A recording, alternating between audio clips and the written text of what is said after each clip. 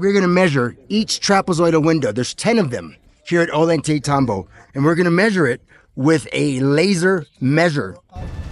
When the Inca saw these windows, they knew they were special, just like we today know that they're special. We are here at the megalithic walls of Ollantaytambo. I want to show how big these rocks are. They're absolutely humongous. You never really get a size of how big they are until you see a human walk next to them.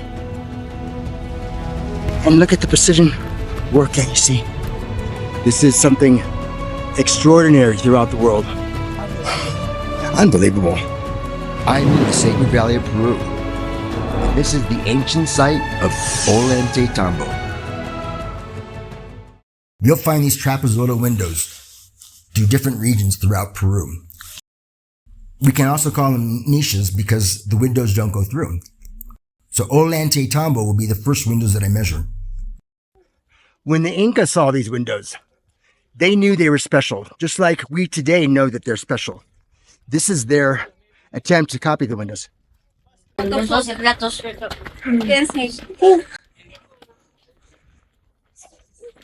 You can see plainly that the precision doesn't even come close.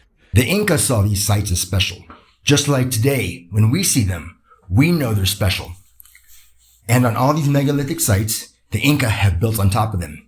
And then in most cases, there's a church on top of that. I want to show how big these rocks are. You never really get a size of how big they are until you see a human walk next to them. They're absolutely humongous. And they had to be carried up this mountain, across the river, and the quarry is on the other side of this mountain. You can see these rocks were just thrown in place, as if they just hobbled over. More than likely, from some global catastrophic event, there's some at the bottom that you can see that were just thrown on the floor. As if someone just picked them up and just threw them. I love getting a human scale next to them.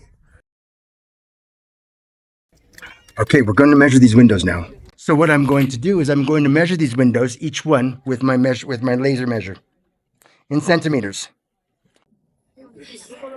So we have our first window here, and it is 72.3 centimeters. So now we're going to go to the next window. This one is, it puts the 72.3 from the last window up above, and this one is 72.5 centimeters. So now we're going to go to the next window. This window is, it'll put the 72.5 centimeters up above. This window is 72.7 centimeters. Okay, now we're going to go to the next window. Again, it will put that measurement up above, 72.7. This window is 72.1 centimeters. They're all 72. I'm going to measure the depth of these windows. Okay, 1.395, 1.305, 1.305, and 1.300. So they're all the same depth as well.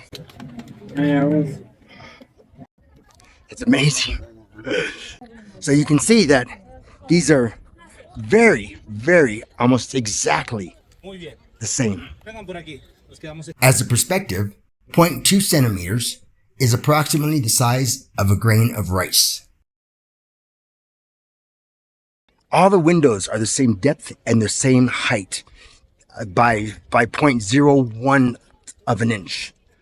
Next, we're going to the Coricancha in Cusco, and we're going to measure those trapezoidal windows and see if there's any correlation between the two. And I'll be going there in the next couple days. I noticed the guides here are saying the Inca built it, but nobody asked how.